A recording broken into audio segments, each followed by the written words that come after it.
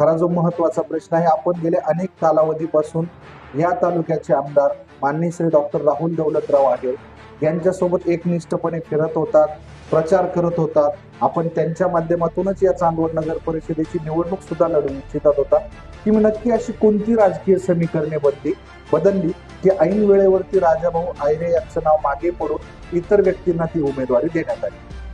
चांदवड देवळा तालुक्याचे आमदार आदरणीय डॉक्टर राहुलदादा आहेत. गेल्या ह्या 3-25 वर्षांपासून त्यांच्याबरोबर मी अतिशय प्रामाणिक व निष्ठावंतपणे व निस्वार्थीपणे मी त्यांच्यावर सोबत राहिलो आणि त्यांच्यासोबत राहिलो. आणि आज नगराध्यक्षाची जागा निघाली तर आम्हाला तिकिटापासून त्यांनी बाजूला करून दिले.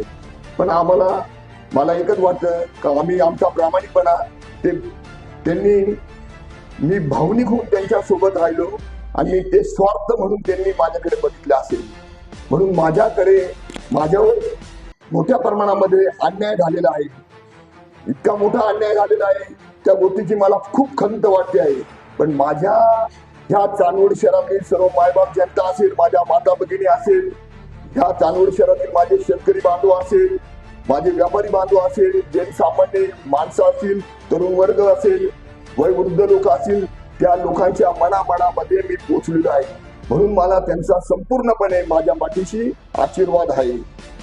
आपण बघितलं असेल की राजाभाऊ अतिशय भावनिक झाले आणि बोलता बोलता त्यांनी विषय मांडला की माझ्यावरती जरी अन्याय झाला परंतु संबंध चांदवड शहरातील मायबाप जनता ही त्यांच्या पाठीशी ठामपणे उभे आहे असं या ठिकाणी राजाभाऊंनी आपल्याला सांगितलं.